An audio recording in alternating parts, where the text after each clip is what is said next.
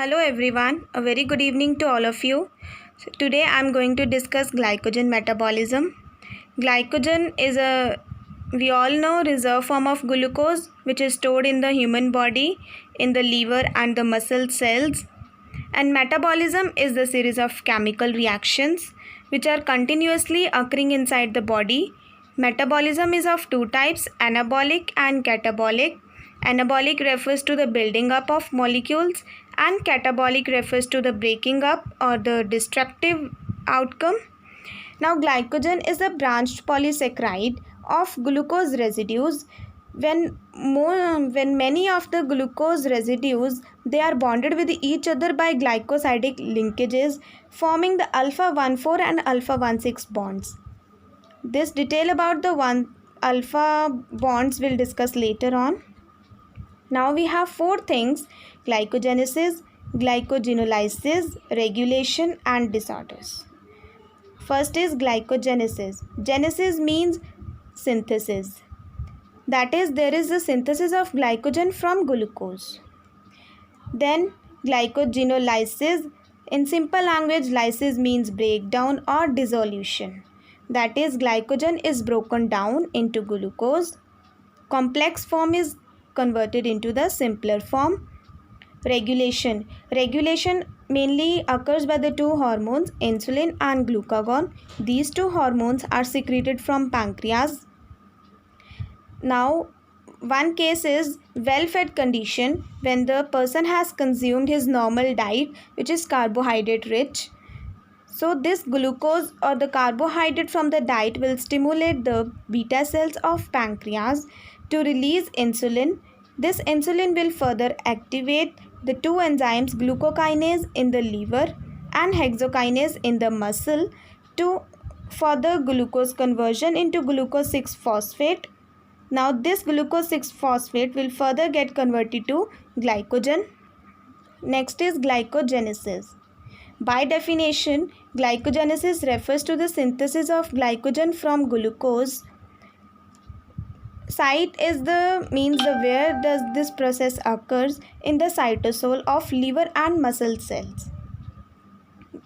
We know that glucose is mainly stored in the liver as glycogen, which maintains the blood glucose level during fasting or gap between the two meals.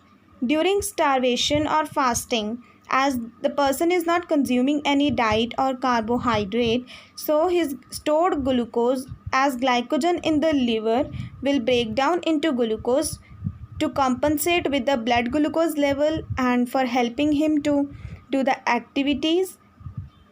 Liver glycogen level will also increase in the well-fed condition due to more intake of carbohydrates and will deplete during the fasting time and totally depletes after the 12 to 18 hours of fasting. This we can consider during the night time, that is when we are sleeping.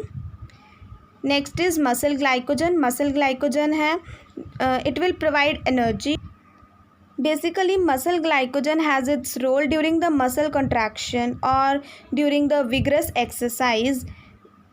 This glycogen directly goes to the glycolysis. Instead of converting into the glucose, this undergoes the glycolysis for the formation of ATP, which helps in muscle contraction. Now is the requirements for the glycogenesis to occur. We need ATP, adenosine triphosphate, UTP, uridine triphosphate and glucose as a raw material or the primer, which we'll discuss now. So now we are going to start with the pathway of glycogenesis. First step is phosphorylation. In this phosphorylation, the ATP molecule loses its 1-phosphate group and gets converted to ADP. This phosphate group gets attached to the glucose molecule in the presence of glucokinase. If this process occurs in liver, then glucokinase will work. If in muscle, then hexokinase will act. So this glucose is converted into glucose 6-phosphate. Further occurs the isomerization. In this, there is a transfer of phosphate group from glucose 6-phosphate का जो 6th carbon है उससे 1st carbon पे glucose की phosphate molecule की transfer होगी and gets converted to glucose 1-phosphate in the presence of enzyme phosphoglucomutase, which is a magnesium dependent. Next is the glucose 1-phosphate will get converted to UDP glucose. Now UTP we have discussed, it is a uridine triphosphate. It will lose its 1-phosphate group and gets converted to UDP with the action of enzyme UDP glucose phosphorylase. This UDP has a tendency to bind with the glucose molecule.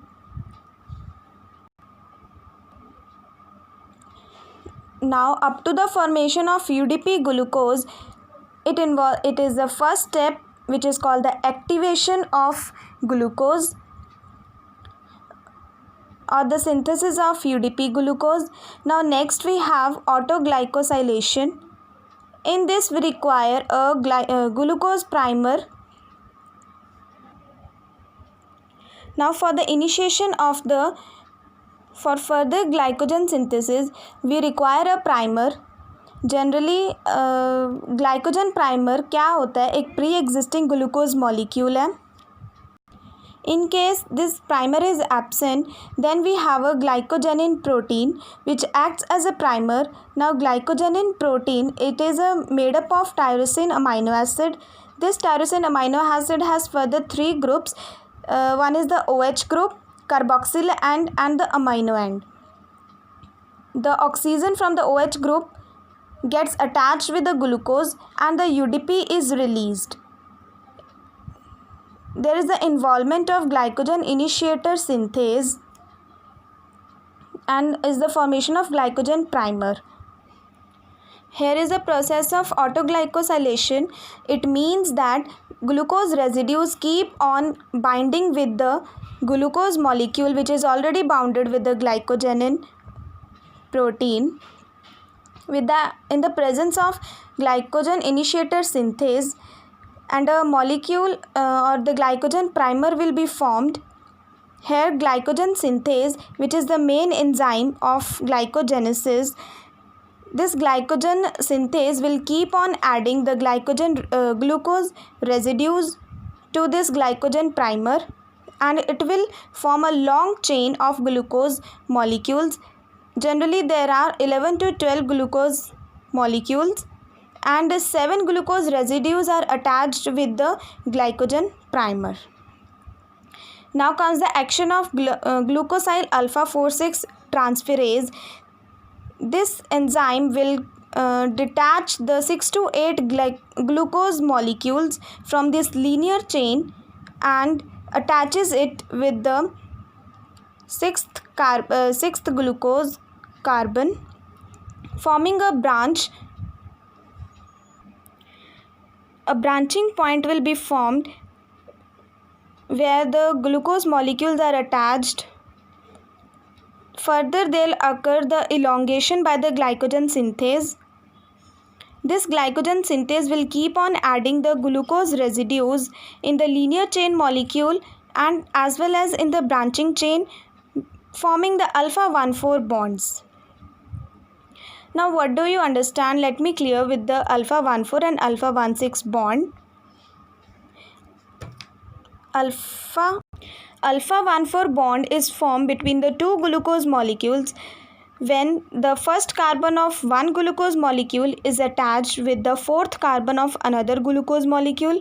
Similarly, alpha 1,6 bond is the first carbon of glucose bonded with the 6th carbon of another glucose molecule. So in this glycogenesis process, glycogen synthase will keep on elongating the linear chain as well as the branch chain. Then come the action of glucosyl 4,6 transferase. This glucosyl 4,6 transferase will help in the formation of branch of glucose residues and finally the glycogen molecule. Here we have some functions of glycogen. Glycogen acts as a reserve fuel for our body. It is a rapid source of glucose in case of starvation or emergency. We need the energy to cope up with the blood glucose level. Maintains the blood glucose level of the body. Now next is glycogenolysis. By definition, lysis means breakdown. So there occurs the breakdown or dissolution of glycogen into glucose. Where does glycogenolysis occur? In the cytosol of liver and muscle, same as in the glycogenesis. Now what is the end product? In the liver, when the glycogenolysis occur, end product is the glucose. In the muscle, it is glucose 6-phosphate, which doesn't get converted to glucose because of the absence of enzyme glucose 6-phosphatase. So this glucose 6-phosphate will enter the glycolysis for further synthesis of pyruvate and lactate in the muscle. Now let us see what is the purpose of glycogenolysis. In case when the blood glucose level falls during the starvation, glucagon will activate along with epinephrine and norepinephrine. They will activate the glycogen phosphorylase, which is the main key enzyme of glycogenolysis. Now this is a glycogen molecule. Earlier also I have told that there are alpha 1,6 and alpha 1,4 bond. Alpha 1,6 bond is formed at the branching point with the first carbon of this linear chain glucose molecule and sixth carbon of the branched chain glucose molecule, and alpha 1,4 bond is between the C1 of one glucose and C4 of the another glucose molecule. Now this is the pathway of glycogenolysis. In this we have a complex molecule glycogen with glucose residues bonded with glycosidic linkages. Here comes the action of glycogen phosphorylase, which is the key enzyme of this pathway. It is PLP dependent. PLP is the pyridoxal phosphate which acts as a coenzyme for the action of glycogen phosphorylase.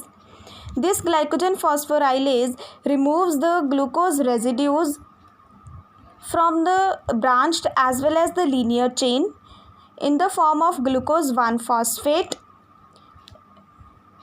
and leads to the formation of limit dextrin. Now what is limit dextrin? Limit dextrin is a molecule of glucose residues in which only 4 glucose residues are bonded on the either side of the central glucose molecule.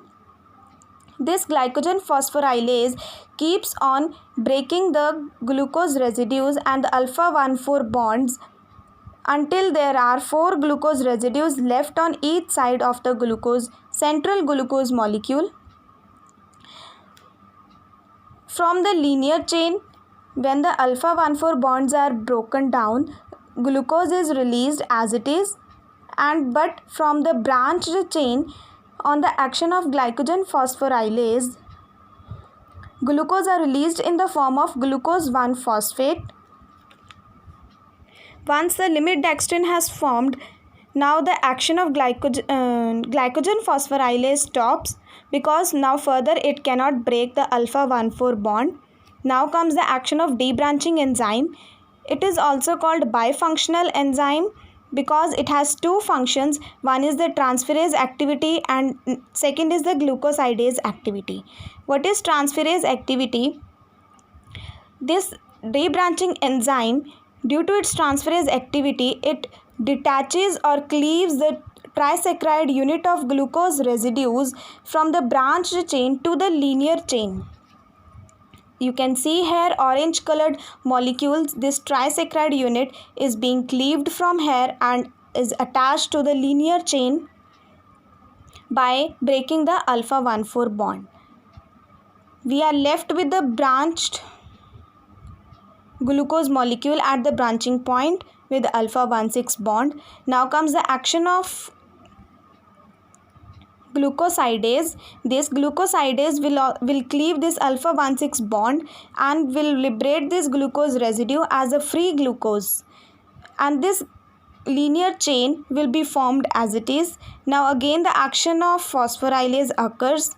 This phosphorylase converts the into glucose 1-phosphate. Now comes the phosphoglucomutase. It will cause the isomerization, that is 1-phosphate group will transfer to form glucose 6-phosphate. Now comes the action of glucose 6-phosphatase, which is present in the liver. It will convert glucose 6-phosphate to glucose.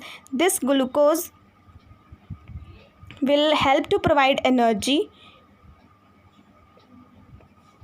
Earlier also we discussed that byproduct of the glycogenolysis is the glucose if the process occurs in the liver, but in muscle, because glucose 6 phosphatase enzyme is absent, so there will be the production, this glucose 6 phosphate will enter glycolysis and will continue in the synthesis of pyruvate and lactate, which will further produce the ATP or the energy which was required in the emergency case. So now I would end up with this glycogen metabolism. Thank you everyone.